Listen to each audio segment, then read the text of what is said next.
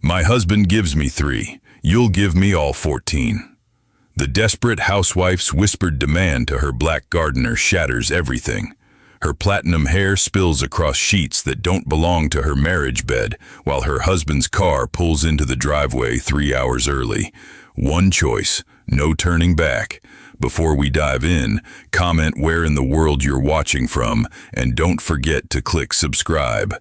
The late afternoon sun cast long shadows across the perfectly manicured lawn of the Harrison estate, where every blade of grass seemed to know its place, trimmed to exact specifications by hands that understood precision.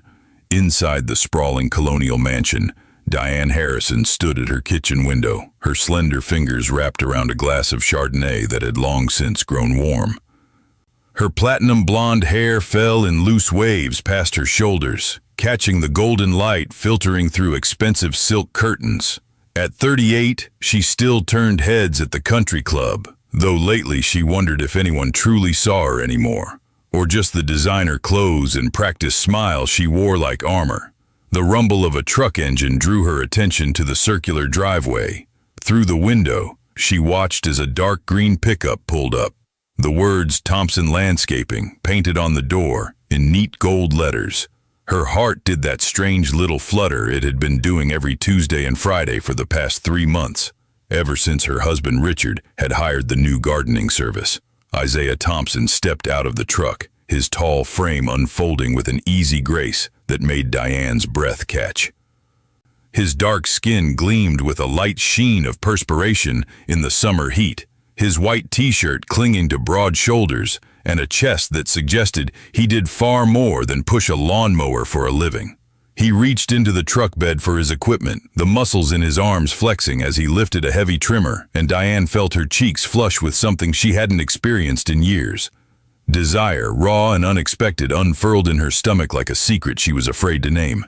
She turned away from the window, pressing her cool palm against her warm cheek. This was ridiculous. She was a married woman, the wife of Richard Harrison, senior partner at Harrison, Fletcher, and Rowe. They had the perfect life, the perfect house, the perfect everything, except for the one thing that mattered most. The thing that kept her awake at night, staring at the ceiling while her husband snored contentedly beside her. 3 minutes. That's all Richard needed these days. 3 minutes of mechanical thrusting, his eyes closed, his mind clearly elsewhere, probably on some merger or acquisition. 3 minutes before he rolled off her with a satisfied grunt and fell asleep, leaving her body humming with unfulfilled need, a constant ache that wine couldn't numb and shopping couldn't fill. Diane poured the warm Chardonnay down the sink and refilled her glass from the bottle in the refrigerator. Through the window, she could see Isaiah had already started on the hedges that lined the eastern fence, his movements efficient and purposeful. There was something about the way he worked, a quiet confidence in every gesture, that made her wonder what those strong hands would feel like against her skin. The thought sent a shiver down her spine, despite the warm afternoon air. The sound of tires on gravel announced Richard's early arrival home. Diane glanced at the clock on the microwave. 4:30. He was never home before 7, sometimes 8 or 9. Her stomach tightened with worry as she set down her wine glass and smoothed her linen dress, preparing herself for whatever news had brought him home early. Richard came through the door, with his phone pressed to his ear, his silver-streaked hair perfectly styled despite the humidity, his navy suit still crisp. He barely glanced at Diane as he strode past her toward his study, his voice low and urgent as he spoke to whoever was on the other end of the call. She watched him disappear down the hallway, the door to his study clicking shut with finality. This was her life now, invisible in her own home, unnecessary except as a decoration to be displayed at firm functions and charity galas. She was 48 hours past her 38th birthday, and Richard hadn't even remembered until his assistant sent flowers the next day, with a card she knew he'd never actually signed. Diane picked up her wine glass and walked out onto the back patio, the flagstones warm beneath her bare feet. From here, she had a clear view of Isaiah working near the rose garden, pruning back the overgrowth with careful precision. He looked up as she emerged, his dark eyes meeting hers across the expanse of lawn. For a moment, neither of them moved.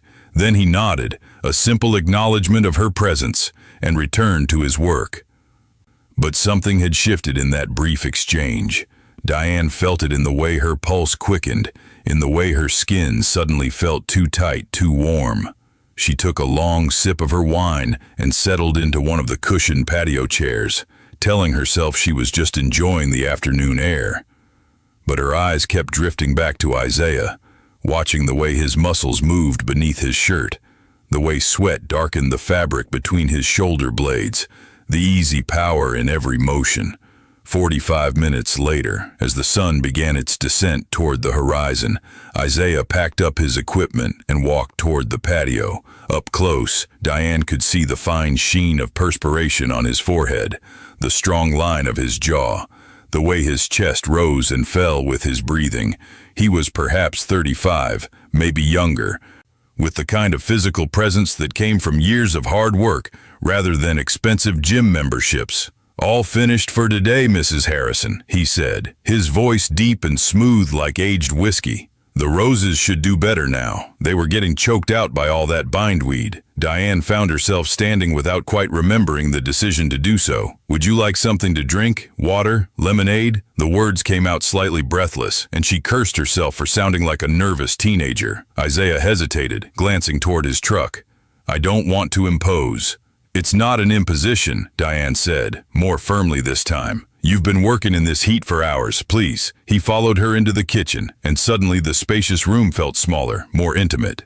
Diane poured him a tall glass of ice water from the refrigerator, acutely aware of how close he stood, near enough that she could smell the clean scent of his sweat mixed with something earthier, more masculine. When she turned to hand him the glass, their fingers brushed, and Diane felt an electric current run up her arm. "Thank you," Isaiah said, taking a long drink. Diane watched his throat work as he swallowed, watched a drop of condensation from the glass fall onto his shirt, darkening the fabric. She wanted to reach out and touch that spot, to feel the warmth of his skin through the thin cotton. "You do beautiful work," she heard herself say. "The gardens have never looked better." "I appreciate that, Mrs. Harrison. Your husband said quality was important to him." At the mention of Richard, something in Diane's expression must have changed because Isaiah's eyes narrowed slightly, studying her face with an intensity that made her breath catch. There was a question in his gaze, unspoken but clear, and Diane felt herself standing at a crossroads, the afternoon sun streaming through the windows, the distant sound of Richard's voice on another phone call drifting from his study. "My husband," Diane said slowly, setting down her wine glass with deliberate care, "cares about many things: quality, reputation, success." She met Isaiah's eyes, her heart pounding so hard she was sure he could hear it. "But he doesn't care about me. Not really. Not in any way that matters." The words hung in the air between them, heavy with implication. Isaiah didn't move, but something changed in his posture. A subtle shift that suggested he was listening, not just with his ears, but with every sense. "That's a shame," he said quietly. "A woman like you deserves better." "A woman like me?" Diane's voice came out husky, unfamiliar to her own ears. Isaiah set down his glass on the marble countertop. Beautiful, lonely, hungry for something real. The directness of his words should have shocked her, should have sent her backing away with polite protestations. Instead, Diane felt herself drawn forward, pulled by a force stronger than propriety or fear. "You can see that?" "I see you," Isaiah said simply. "Every time I'm here, I see you watching from that window, looking like you're trapped in a painting, something beautiful that nobody really looks at anymore." Tears pricked Diane's eyes, and she blinked them back furiously. "He gives me 3 minutes," she whispered, the confession torn from someplace deep and wounded. 3 minutes twice a month if I'm lucky, and then he's done. He rolls over and goes to sleep, and I lie there wondering if this is all there is, if this is what the rest of my life looks like. Isaiah moved closer, and Diane could feel the heat radiating from his body. "That's not right," he said, his voice dropping lower.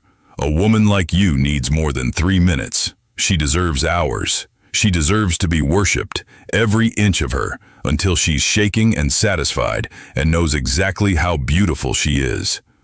Diane's breath came in short gasps now, her body responding to his words with an intensity that frightened and thrilled her.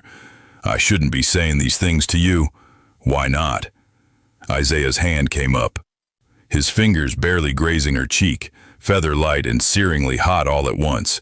"Because I'm your gardener? Because I'm black and you're white and this is Virginia and people would talk?" His thumb traced her jawline. "Or because you're afraid of what you really want?" "All of it," Diane breathed. "None of it. I don't know anymore." "I think you do know." Isaiah's other hand settled on her waist, warm through the thin fabric of her dress. "I think you've known for weeks, every time you watched me from that window. Every time our eyes met and you didn't look away."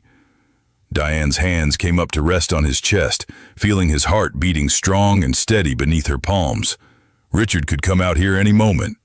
Is that why you're trembling? Because you're afraid he'll catch us?"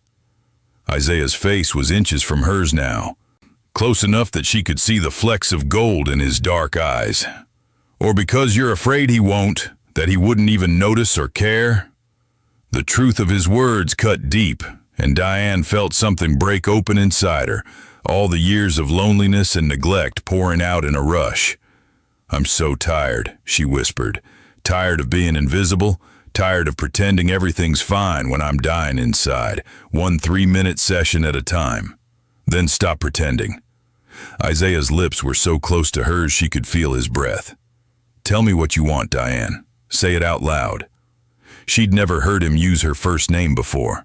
It sounded intimate, forbidden, exactly what she needed to hear. "I want—" She swallowed hard, gathering her courage. "I want you to touch me. Really touch me. I want more than 3 minutes. I want—" Her voice dropped to barely a whisper. "I want all 14. Isaiah pulled back slightly, confusion crossing his handsome features. 14? Diane laughed, a sound caught between desperation and desire. 14 inches. That's what the women at the club whisper about when they think I'm not listening. How they've heard that black men are different, bigger, better. And I've spent so many nights lying awake wondering if it's true, if that's what I've been missing, if that's what could finally make me feel alive again." For a long moment, Isaiah just looked at her, and Diane felt her cheeks burn with shame. She'd gone too far, said too much, revealed the desperate, aching need that had been consuming her for months. He was going to leave, going to quit this job, going to tell her she was crazy and pathetic, and everything Richard's silence already implied. But Isaiah didn't leave. Instead, a slow smile curved his lips, and his hand tightened on her waist, pulling her closer. "You want to know if it's true?" His voice was rough silk, promise and danger wrapped together. "You want to find out what it feels like to be with a man who takes his time, who knows how to make a woman scream his name until her throat is raw?" "Yes," Diane breathed, beyond caring how desperate she sounded. "God, yes." Isaiah glanced toward the hallway where Richard's study lay, then back to Diane. "Not here, not now, but soon." His thumb traced her lower lip, and Diane's knees went weak. "When he's gone on one of his business trips. When we have time to do this right. Because I'm not giving you 3 minutes, Diane. I'm not even giving you 30. When I have you, I'm going to take all night. I'm going to learn every sound you make, every place that makes you gasp, every way to make you come undone. And by the time I'm done with you, you'll never wonder again if you're beautiful or desirable or worthy of being worshipped." Diane whimpered, actually whimpered, her body trembling with need so intense it bordered on pain. "When?" she managed to ask. "When is his next trip?" "Soon," Isaiah said, stepping back and leaving her swaying slightly without his support. He picked up his glass and drained the rest of the water, his eyes never leaving hers. Soon enough that you'll have time to be sure this is what you want. Time to change your mind if you need to." "I won't change my mind," Diane said fiercely. "I can't go back to how things were. Not now. Not after." She gestured helplessly between them. Isaiah nodded slowly. "Then next Tuesday, when Richard leaves for that conference in Atlanta, the one his secretary called about last week, I'll come by after dark, when the neighbors can't see. And you and I, Diane, we're going to make up for a lot of lost time." He walked toward the door, and Diane followed on unsteady legs. Before he left, Isaiah turned back, catching her hand and raising it to his lips. The kiss he pressed to her knuckles was old-fashioned, courtly, completely at odds with the filthy promises he'd just made. "Don't doubt yourself," he said softly. "What you want, what you need, it's natural, it's human, and any man who makes you feel like you're asking for too much is a fool." Then he was gone, his truck rumbling down the driveway, leaving Diane alone in her kitchen with her racing heart and trembling hands. From his study, she could hear Richard still on his phone call, completely oblivious to the seismic shift that had just occurred in his wife's soul. Diane poured herself another glass of wine and walked back to the window, watching the sun set over gardens that had never seemed more beautiful. 6 days. She had 6 days to live with this secret, this anticipation, this terrifying, exhilarating knowledge that everything was about to change. She raised her glass toward the empty driveway and whispered, "To all 14, then laughed at her own audacity, at the wild, reckless woman she was becoming. For the first time in years, she felt awake, alive, and absolutely, utterly without regret. The days crawled by with agonizing slowness. Diane found herself hyper-aware of every minute, every hour that separated her from Tuesday night. Richard, oblivious as always, spent his evenings in his study or at the office, occasionally emerging to eat the dinners Diane prepared, with hands that shook slightly as she chopped vegetables and stirred sauces. He never seemed to notice her distraction, never asked why she'd started wearing perfume around the house, or why she'd bought new lingerie that still hung in her closet with the tags attached, waiting. Sunday afternoon, Diane stood in her walk-in closet, staring at the carefully organized rows of designer clothing that suddenly all seemed wrong. Everything was too buttoned up, too proper, too much the costume of a woman playing the role of perfect wife. She pulled out a sundress she'd bought on impulse months ago and never worn.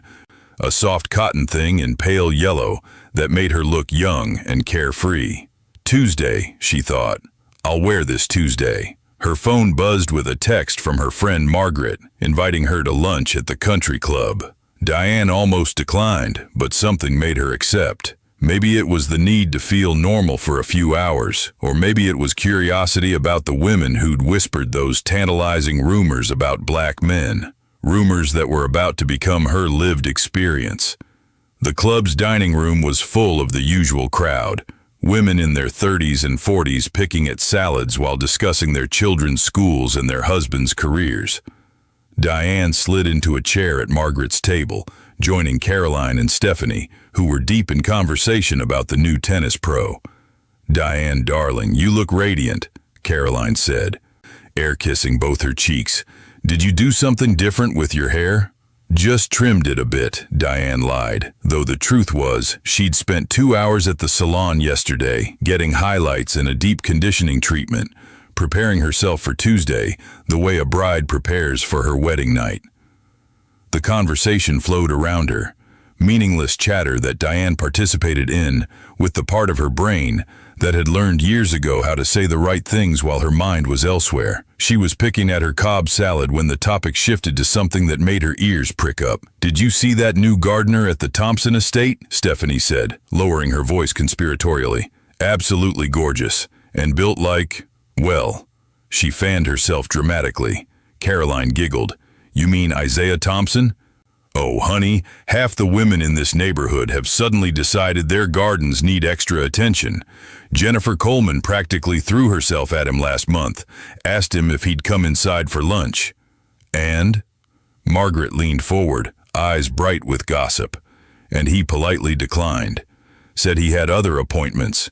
Very professional, very proper. Caroline paused for dramatic effect. But Jennifer swears she saw him looking at someone else's house with interest. She just couldn't figure out which one.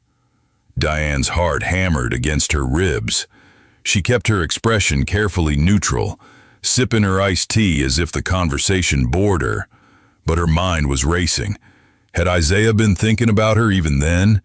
Had he wanted her for longer than she'd realized? Well, whoever catches his attention is a lucky woman, Stephanie said with a sigh. My Gerald hasn't looked at me with genuine interest in 5 years. We have sex maybe twice a month, and it's like he's checking items off a to-do list. 10 minutes tops, usually less. Try 5, Caroline muttered. 5 minutes and half of that is him trying to remember where everything goes. The women laughed, but it was bitter laughter, the sound of shared disappointment. Diane felt a surge of solidarity with these women, these beautiful, successful, utterly neglected wives, who'd been taught to accept crumbs and call it a feast. Is it really different? She heard herself ask, her voice barely above a whisper. With black men, is it really more? The table went silent. 3 pairs of eyes fixed on Diane with varying expressions of surprise. Then Stephanie leaned in, her voice dropping to barely audible. Olivia Patterson, you remember her? Moved to Charleston last year. Diane nodded, remembering the elegant redhead who'd been part of their circle until her sudden divorce and relocation. Before she left, she got drunk at Jennifer's birthday party and told us everything. She'd been having an affair with her personal trainer, a beautiful man from Jamaica. She said... Stephanie's eyes went wide. She said it changed her life, that she'd never known sex could be like that. Hours, she said. He'd spend hours making her feel things she'd never felt before. And the size... She held her hands apart in a gesture that made all of them gasp. Stephanie, Margaret hissed, glancing around to make sure no one was listening. But Stephanie wasn't finished. She said her husband had given her 3 minutes twice a week for 15 years. 3 minutes of uninspired missionary position. And then she met Marcus, and she learned what her body was actually capable of. She said she'd scream so loud they had to put a pillow over her face. She said she'd come so many times she'd lose count. She said... Stephanie's voice dropped even lower. She said once you experience that, once you know what real passion feels like, you can't go back. That's why she divorced Stuart. Not because she wanted to marry Marcus, but because she couldn't pretend anymore that 3 minutes was enough. Diane felt dizzy, heat flooding through her body. This was what she was risking everything for. Not just physical satisfaction, though God knew she needed that, but the possibility of transformation.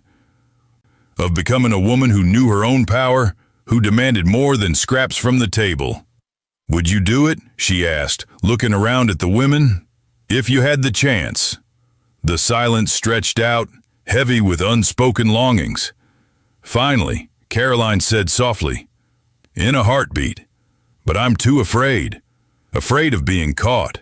Afraid of what people would say. Afraid of... She trailed off, shaking her head. Afraid that it would ruin you for anything less, Margaret finished. Afraid that once you opened that door, you'd never be able to close it again. Diane nodded slowly, understanding completely. That's exactly what terrified her. Not the act itself, but the transformation it might bring. The way it might make her unable to settle for Richard's mechanical thrusting, his indifferent hands, his complete lack of passion. But wasn't she already ruined? Wasn't she already lying awake at night, fantasizing about a man who wasn't her husband? Wasn't she already dying inside, slowly suffocating under the weight of a marriage that had become a business arrangement? I think, Diane said carefully, that we spend our whole lives being afraid. Afraid of what people will think. Afraid of making waves. Afraid of taking up too much space or wanting too much. And meanwhile, we're wasting the only lives we get, settling for less than we deserve because we're too scared to reach for more. She stood up, leaving her salad half-eaten. Thank you for lunch, ladies. I have some things I need to take care of. As she walked out of the country club, Diane felt something shift in her chest. Fear was still there, coiled tight in her stomach. But something else was there too. Determination, defiance, the absolute certainty that Tuesday night couldn't come fast enough. Monday morning, Diane woke early and went to the gym, not to lose weight. She was already slender, but to feel strong, to inhabit her body fully for the first time in years.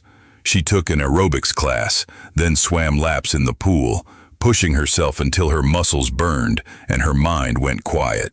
In the locker room afterward, she caught sight of herself in the mirror, flushed and alive, and barely recognized the woman staring back. That afternoon, she went to a boutique in a different part of town where none of her friends shopped. The saleswoman, a kind-faced older lady, helped her select new lingerie. Not the practical white cotton she usually wore, or the expensive but uncomfortable La Perla pieces Richard had given her for Christmas. This was different. Lace and silk in deep burgundy, pieces that made her feel sexy and powerful rather than on display. "Special occasion?" the saleswoman asked, with a knowing smile as Diane paid. "Very special," Diane replied, and meant it. Richard came home late Monday night, as he always did before a business trip, staying at the office until all hours to clear his desk. He barely spoke to Diane as he packed his suitcase, moving through their bedroom like she was furniture. When he finally climbed into bed at midnight, she pretended to be asleep. Her body turned away from his, counting the hours until he'd be gone. Tuesday morning dawned bright and clear, the sky a perfect cloudless blue. Richard left at 6, barely pausing to kiss Diane's forehead before heading out the door with his rolling suitcase and garment bag. Diane listened to his car pull out of the driveway, then lay in bed for a long moment, her heart pounding. This was it, the point of no return. She could still change her mind, could text Isaiah and tell him not to come, could go back to her safe, suffocating life and pretend that brief moment of possibility had never existed. But even as the thought crossed her mind, Diane was throwing back the covers and heading to the shower. She had 12 hours until dark. 12 hours to prepare herself for the night that would change everything. She spent the day in a state of heightened awareness, every sensation amplified. The hot water of her shower felt like silk against her skin. The coffee she drank at breakfast tasted richer, more intense. Even the air seemed different, charged with possibility and promise. At noon, she ate a light lunch, though her stomach was too knotted with anticipation to hold much. At 2, she took another shower, using her most expensive body wash, shaving her legs until they were perfectly smooth. At 4, she painted her toenails a deep red and let them dry while she sat on the bed in her robe, staring at the sundress hanging in her closet. The hours crawled by with agonizing slowness. 6 o'clock. 7. The sun beginning its slow descent toward the horizon, painting the sky in shades of gold and pink. Diane changed into the sundress, the fabric soft against her newly sensitized skin. She left her hair down, loose around her shoulders the way she never wore it when Richard was home. He liked it up, he'd once told her, more sophisticated that way. At 8:30, as twilight deepened into true darkness, headlights swept across her living room windows. Diane's heart stuttered in her chest. She walked to the door on legs that trembled, her hand shaking as she reached for the doorknob. Isaiah stood on her porch, dressed in jeans and a dark button-down shirt that made his skin glow in the porch light. He held a bottle of wine in one hand, and his eyes traveled over her from head to toe, taking in every detail of her appearance with an intensity that made her breath catch. "You look beautiful," he said simply. "Are you sure?" Diane nodded, not trusting her voice. She stepped back, opening the door wider in invitation. Isaiah crossed the threshold, and she closed the door behind him. The soft click of the lock sliding home sounded impossibly loud in the quiet house. For a long moment, they just stood there in her foyer, looking at each other. Then Isaiah set down the wine bottle on the hall table and reached for her, his large hands framing her face with surprising gentleness. "Tell me again," he said softly. "Tell me what you want." Diane's hands came up to rest on his chest, feeling the strong, steady beat of his heart beneath her palms. She looked into his eyes, dark and deep and full of promise, and said the words that would seal her fate. "I want you to show me everything I've been missing. I want you to make me forget 3 minutes exists. I want—" She took a deep breath. "I want all of you, everything you have to give, for as long as this night lasts." Isaiah's smile was slow and devastating, full of dark promise. "Then that's exactly what you're going to get." He took her hand, his fingers intertwining with hers, and led her through the house. Diane felt like she was floating, her feet barely touching the ground as they passed through the living room with its expensive furniture and carefully curated art, through the dining room where she'd hosted countless dinner parties with Richard's colleagues, smiling and nodding and playing the perfect hostess while dying inside. "Where's your bedroom?" Isaiah asked, his voice low and intimate in the quiet house. Diane hesitated, thinking of the king-sized bed she shared with Richard, the crisp white sheets and tasteful gray comforter, the photos on the nightstand of their wedding day 15 years ago. It felt wrong somehow, sacred ground being violated, even though she knew there was nothing sacred left about that space. It was where Richard took his 3 minutes and fell asleep, where she lay awake counting ceiling tiles and wondering if this was all her life would ever be. "Not there," she said softly. "The guest room, upstairs." Isaiah nodded, understanding without her having to explain. They climbed the stairs together, her hand still wrapped in his, and Diane felt a strange sense of ceremony to the moment, like a bride being led to her wedding chamber, except this wasn't about binding herself to someone. This was about breaking free. The guest room was at the end of the upstairs hallway, a space she'd decorated in soft blues and creams, a room that had never been used because Richard's family never visited, and her own parents had passed years ago. It was pristine, untouched, a blank canvas waiting for new memories. Isaiah closed the door behind them with a soft click, and suddenly the reality of what was about to happen hit Diane like a wave. She started to tremble, her hands shaking as she wrapped her arms around herself. "I'm nervous," she admitted, laughing shakily. "That's ridiculous, isn't it? I'm a grown woman, I've been married for 15 years, and I'm nervous like some virgin." Isaiah moved closer, his hands settling on her shoulders, warm and steady. "It's not ridiculous at all. This is new for you, different, and despite what your husband has led you to believe, there's nothing wrong with wanting more, with needing more." His thumbs traced small circles on her shoulders, the gentle touch somehow more intimate than anything Richard had done in years. "We're going to take this slow as you need, and if at any point you want to stop, just say the word, and I'll walk out that door. No questions asked, no hard feelings." Tears pricked Diane's eyes at his kindness, at the way he saw her as a person deserving of care and consideration, rather than just a body to be used. "I don't want to stop," she whispered. "I'm just afraid I won't know what to do. Richard, he never wanted me to participate. He just wanted me to lie there and let him finish." Isaiah's jaw tightened, anger flashing in his dark eyes. "Then he's a bigger fool than I thought. Making love isn't something that happens to you, Diane. It's something you do together. Your pleasure matters just as much as mine, maybe more." He cupped her face in his hands, tilting her head up so she had to meet his gaze. "Tonight isn't about me taking something from you. It's about giving you everything you deserve. Everything you've been denied. Do you understand?" Diane nodded, her breath coming faster as his words sank in.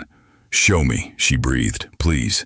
I need to know what it feels like to be wanted." Isaiah's response was to lower his head, his lips finding hers in a kiss that started gentle and deepened slowly, carefully, giving her time to adjust, to respond. Diane's hands came up to grip his shoulders as the kiss went on, his mouth moving against hers with a skill and patience that made her knees weak. This wasn't Richard's quick, perfunctory kisses before he climbed on top of her.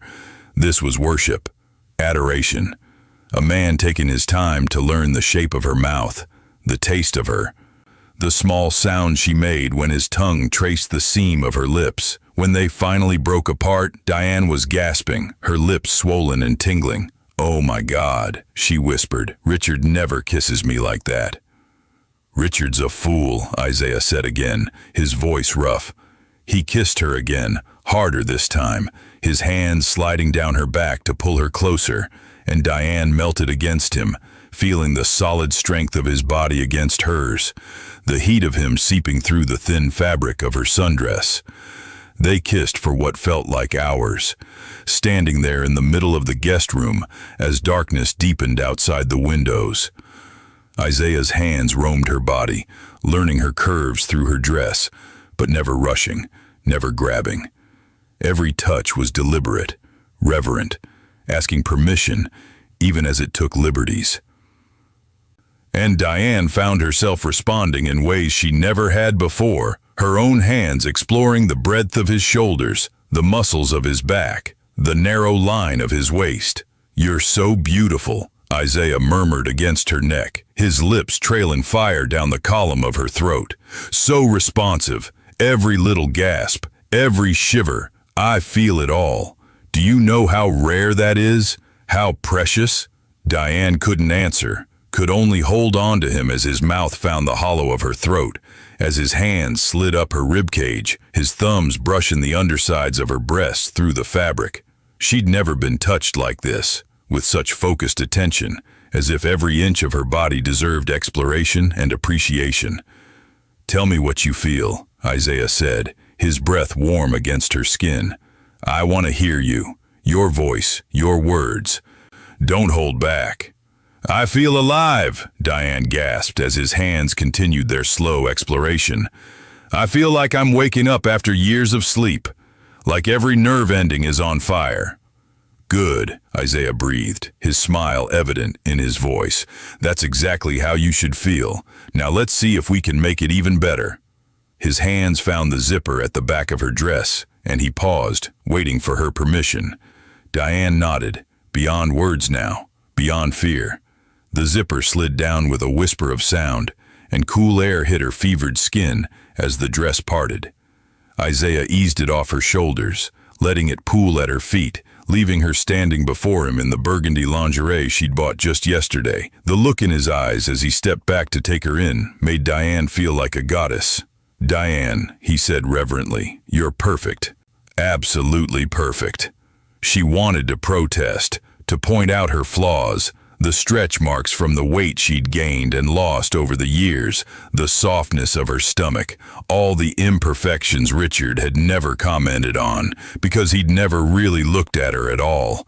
But the way Isaiah was looking at her, like she was the most beautiful thing he'd ever seen, made the words die in her throat. "Your turn," she said, surprised by the boldness in her own voice. "I want to see you too." Isaiah's smile was wicked as he reached for the buttons of his shirt, undoing them one by one with maddening slowness, while Diane watched, her mouth going dry as inch by inch of dark skin was revealed. When he finally shrugged out of the shirt, letting it fall to the floor, Diane couldn't help the small sound that escaped her throat. He was magnificent. Broad shoulders tapering to a narrow waist, muscles that came from real work rather than hours at a gym, and skin that seemed to glow in the soft lamplight. She reached out tentatively, her fingers barely grazing his chest, feeling the heat of him, the steady beat of his heart. "Touch me," Isaiah encouraged, taking her hand and pressing it flat against his chest. "Any way you want. This night is for you, Diane. Your pleasure, your exploration, your awakening."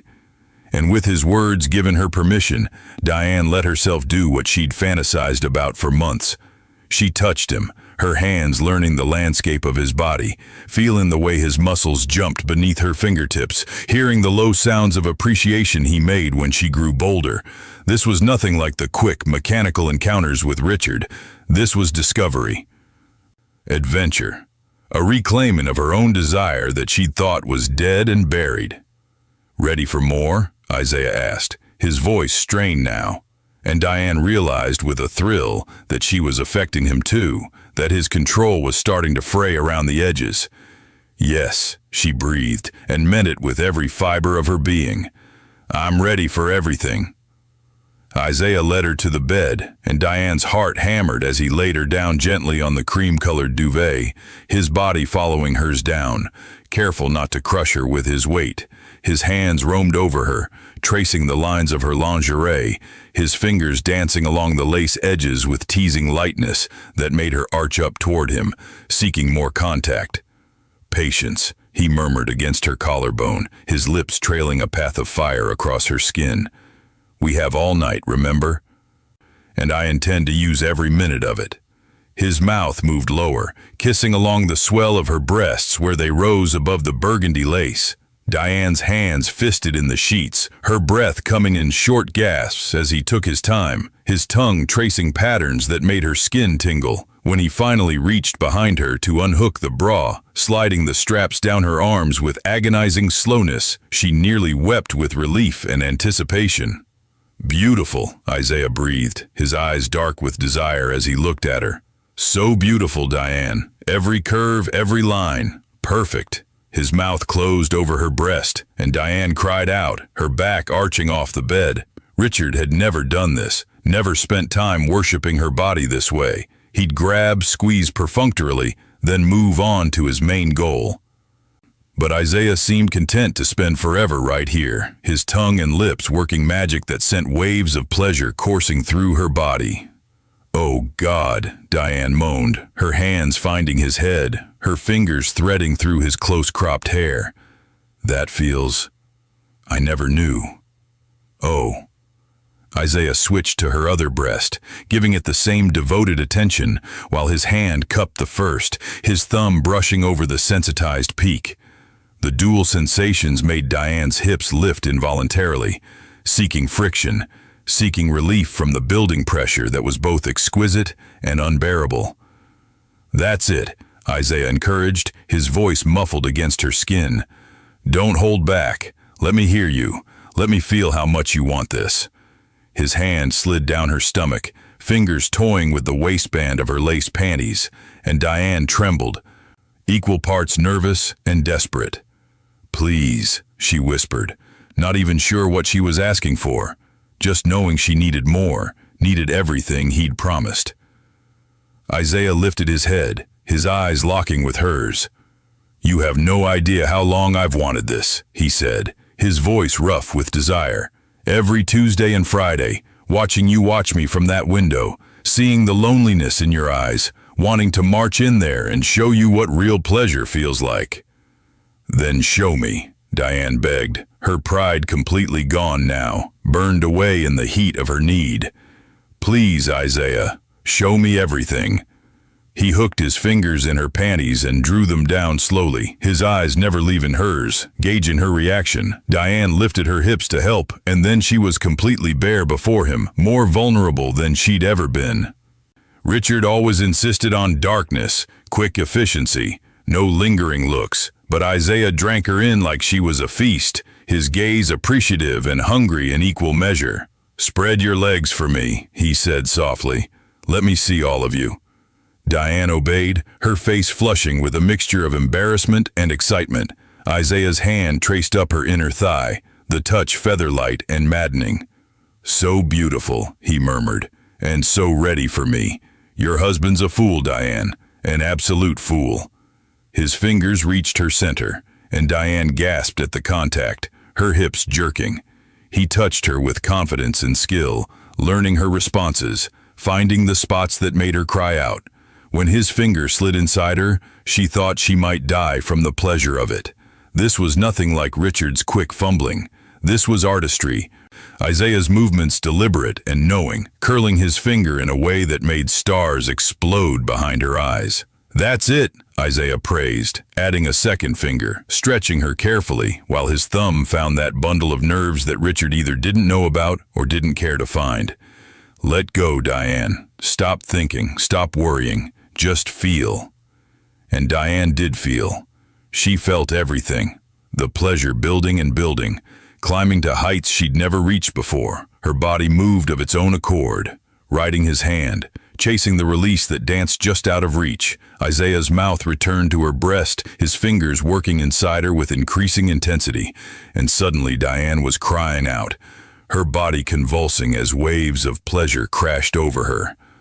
"Oh my God," she sobbed, tears streaming down her face as the orgasm went on, longer than anything she'd ever experienced. "Oh my God, Isaiah, I can't. It's too much." "You can take it," Isaiah said firmly, his fingers never stopping their movement. "And you're going to take more, much more. This is just the beginning, Diane." Before she could catch her breath, he was sliding down her body, his broad shoulders pushing her thighs wider. "Wait," Diane gasped, realization dawning. "You're not going to—" "I am," Isaiah said, his breath hot against her most intimate place. "I'm going to taste every inch of you. I'm going to make you come on my tongue until you forget your own name. And then, only then, am I going to give you what you really asked for." His mouth closed over her, and Diane screamed, actually screamed, her hands flying to his head as his tongue began working magic that should be illegal. Richard had never done this, had said it was unsanitary, unappealing, but Isaiah seemed to relish it, his groans of pleasure vibrating against her sensitive flesh as he feasted on her like a starving man. "Isaiah," Diane chanted his name like a prayer, her hips rising to meet his mouth, completely lost to sensation. "Please, oh please, I can't. I'm going to—" She came again, harder this time, her entire body going rigid as pleasure whited out her mind. And still Isaiah didn't stop, working her through it and beyond, pushing her toward a third climax before she'd fully recovered from the second.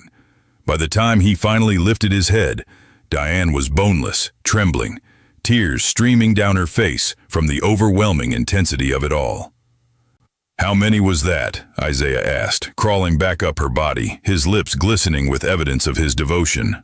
I don't know," Diane gasped. 3, 4, I lost count."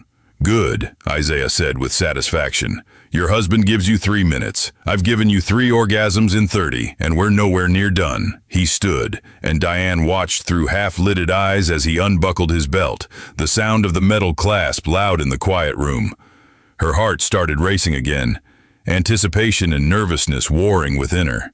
This was it, the moment she'd fantasized about, the reason she'd risked everything. Isaiah pushed his jeans down, taking his boxers with him, and Diane's breath caught in her throat. The rumors hadn't been exaggerated.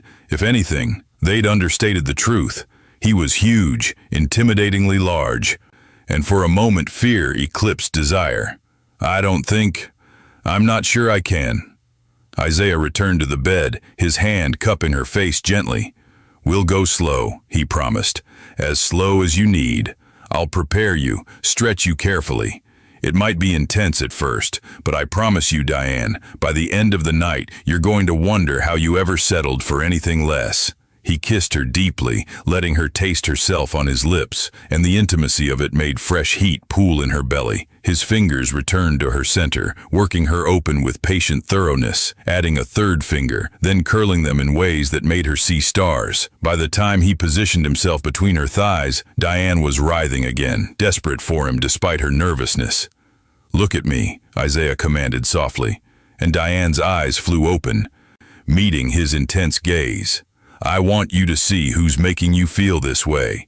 I want you to remember this moment for the rest of your life." He pushed forward slowly, carefully, and Diane gasped at the stretch, the fullness, the overwhelming sensation of being completely possessed. Isaiah moved in small increments, giving her time to adjust, his control evident in the tension of his muscles, the sweat beading on his forehead. "Breathe," he reminded her. "Relax into it. Let your body open for me." Diane tried to follow his instructions, forcing herself to relax despite the intensity of the penetration. And slowly, amazingly, her body began to yield, accepting him inch by impossible inch, until finally, he was fully seated inside her. "Oh my God," Diane whimpered, her hands clutching his shoulders. I feel so full, so stretched." "You're taking me perfectly," Isaiah praised, holding perfectly still to let her adjust. Every beautiful inch. Look at us, Diane. Look at how well we fit together. She glanced down between their bodies, and the sight of their joining, the visual evidence of their union, made something primal awaken in her. "Move," she demanded, surprising herself with the command in her voice. "Please, Isaiah, I need you to move." Isaiah obliged, pulling back slowly before pushing forward again, establishing a rhythm that started gentle but gradually increased in intensity. Diane met him thrust for thrust, her body learning this new dance, her hips rising to take him deeper, her legs wrapping around his waist to pull him closer. "That's it," Isaiah encouraged, his voice strained now. "Take what you need. Use me. This is your night. Diane, your pleasure." The sound of their bodies coming together filled the room, punctuated by Diane's increasingly loud moans and Isaiah's low groans of pleasure. She'd never been vocal during lovemaking. Richard preferred silence, but now she couldn't contain herself, couldn't hold back the sounds that poured from her throat with each thrust. "Harder," she heard herself beg, her nails digging into Isaiah's back. "Please, harder. I need." Isaiah shifted his angle, hitching her legs higher, and suddenly he was hitting a spot inside her that made her vision blur. "Is this what you need?" he asked, his thrusts becoming more powerful, more demanding. "Is this what you've been dreaming about?" "Yes," Diane screamed, beyond caring if the neighbors heard. "Yes, God, yes, don't stop. Please don't ever stop." Isaiah's hand slid between their bodies, his thumb finding that sensitive bundle of nerves, and the dual stimulation was too much. Diane came with a cry that was half sob, half shout, her body clamping down on Isaiah so hard that he groaned, his rhythm faltering. "Again," he demanded, not giving her time to recover. "Come for me again, Diane. Show me what your body's capable of."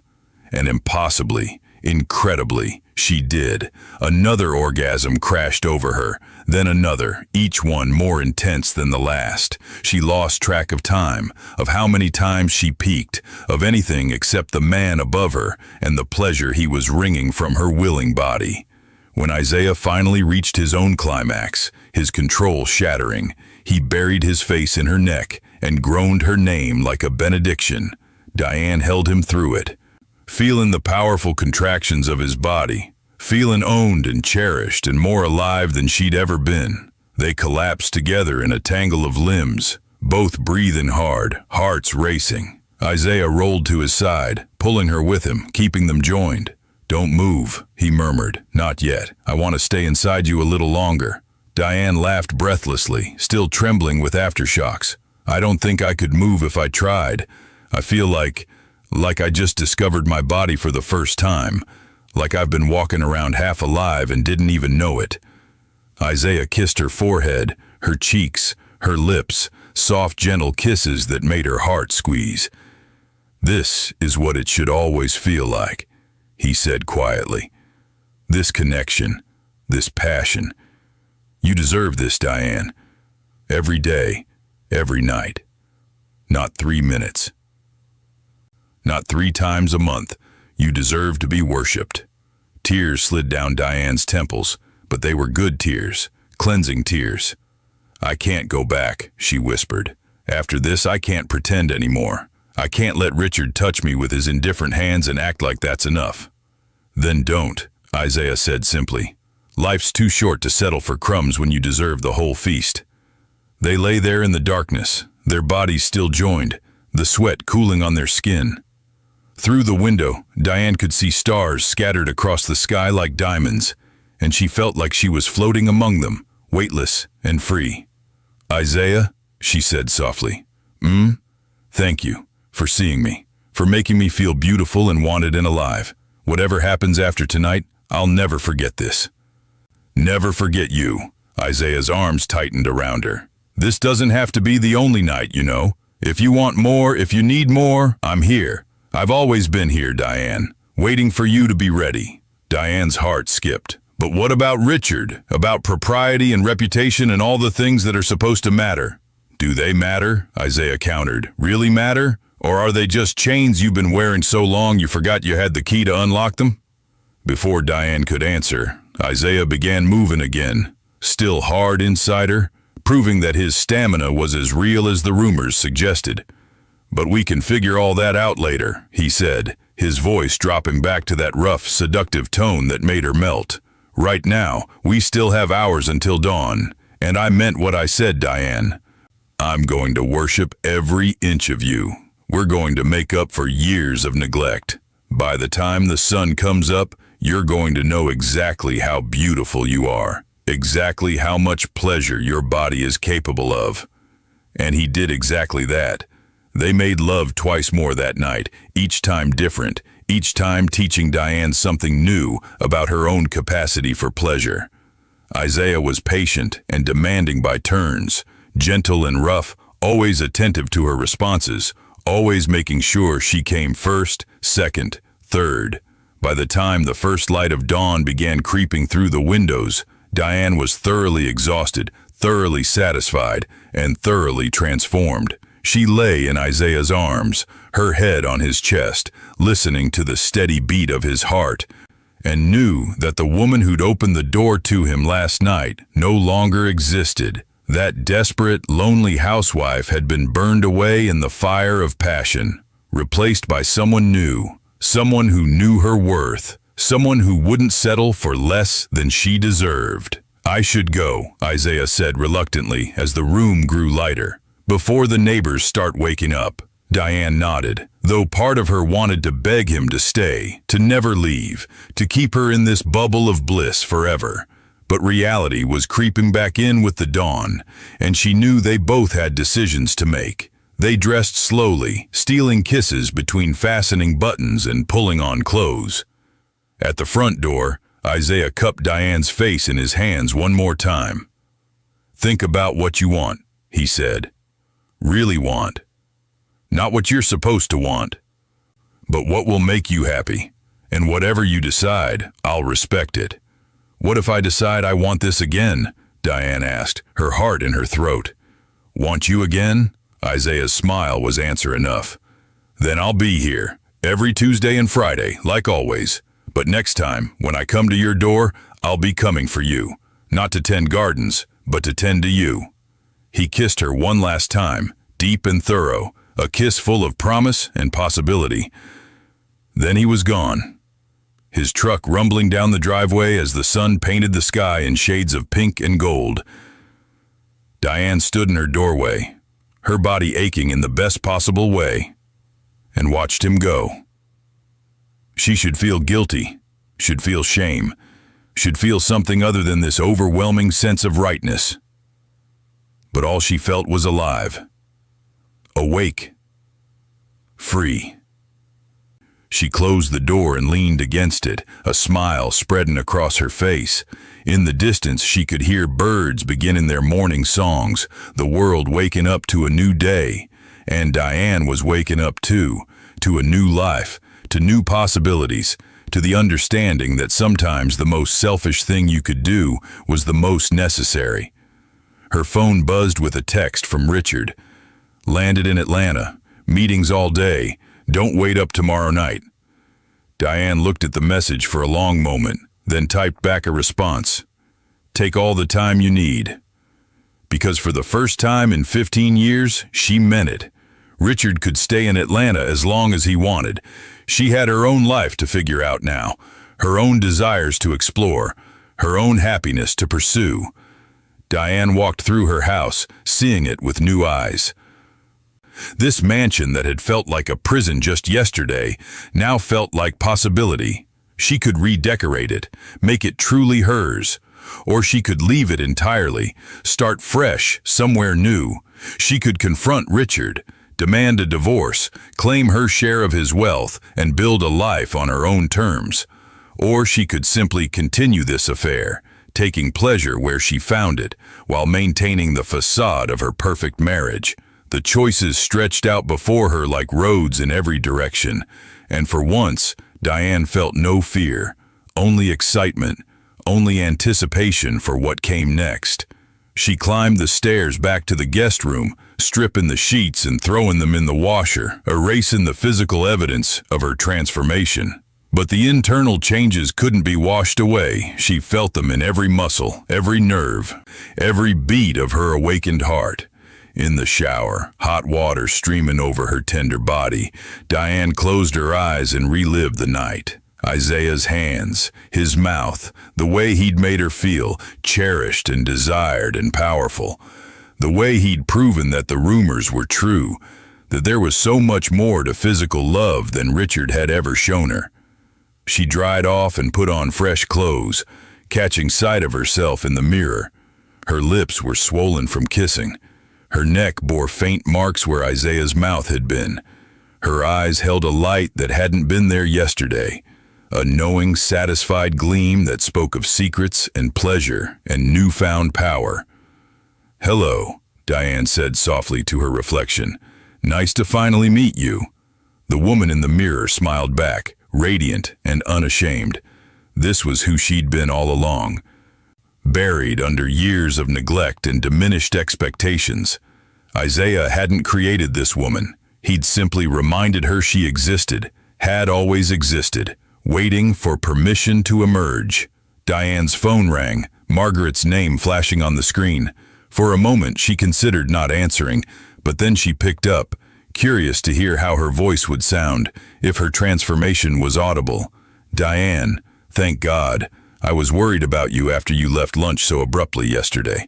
Are you all right?" "I'm perfect," Diane said, and heard the truth of it in her own voice, the confidence and contentment. "Actually, Margaret, I'm better than I've been in years." There was a pause on the other end. "You sound different. What happened?" Diane walked to her bedroom window, looking out at the gardens that Isaiah had tended so carefully. Seeing the beauty he'd cultivated in the roses and hedges, remembering the beauty he'd cultivated in her. "I had an awakening," Diane said simply. "I learned that I deserve more than I've been accepting, and I decided to take it." Margaret's sharp intake of breath suggested she understood exactly what Diane meant. "The gardener," she whispered. "You did it. You actually did it." "I did," Diane confirmed, feeling no shame, only pride. "And Margaret, everything they say, everything we whispered about at the club, it's all true, every single word." "Oh my God," Margaret breathed. "And, are you okay? Are you? What happens now?" Diane smiled, watching sunlight play across the roses. Now I figure out what I really want. No more settling, no more pretending. No more accepting 3 minutes when I deserve hours." "I'm proud of you," Margaret said softly. "Terrified for you, but proud. You're braver than any of us." "Or maybe just more desperate," Diane said with a laugh. "But either way, I can't regret it, not even a little bit." After she hung up, Diane spent the day in a pleasant daze, moving through her routine while her mind replayed the night. She changed sheets, she vacuumed, she organized closets, all while feeling Isaiah's ghost touch on her skin, hearing his words in her head, remembering the way he'd looked at her like she was precious beyond measure. When Tuesday came around again, Diane found herself standing at her kitchen window at the usual time, her heart racing as Isaiah's truck pulled into the driveway. She watched him emerge, their eyes meeting across the distance, and the heat in his gaze made her knees weak. He went through his usual routine, trimming hedges and mowing the lawn, but every so often their eyes would meet, loaded glances full of shared secrets and remembered pleasure. When he finished and approached the house, Diane met him at the door before he could knock. "Richard's coming home tonight," she said without preamble. "But he called an hour ago. He's going to be late. Very late. He has drinks with clients after his flight lands." Isaiah's smile was slow and knowing. "Is that so?" "That means," Diane continued, stepping closer, her voice dropping to a whisper, "that we have at least 4 hours, maybe 5. 4 hours, Isaiah repeated, his hand coming up to trace her jawline. "What do you suppose we could do with all that time?" Diane's smile was pure invitation. "I think you know exactly what we're going to do, and this time I want you to teach me everything. I want to learn how to please you the way you pleased me. I want to explore your body the way you explored mine. I want..." Isaiah stopped her words with a kiss, deep and claiming, before pulling back just far enough to speak against her lips. "What you want," he said firmly, "is exactly what you're going to get." And as he swept her into his arms and carried her up the stairs, Diane felt no guilt, no shame, only joy. She was finally living, finally free, finally claiming the life and the pleasure she deserved. The world might call her selfish, the church might call her sinful, society might call her scandalous, but Diane didn't care about any of that anymore. She'd spent 38 years trying to be what everyone else wanted her to be, living for others' approval, dying slowly inside her gilded cage. No more. From now on, she was living for herself. And if that made her selfish, then so be it. She'd rather be selfishly happy than selflessly miserable.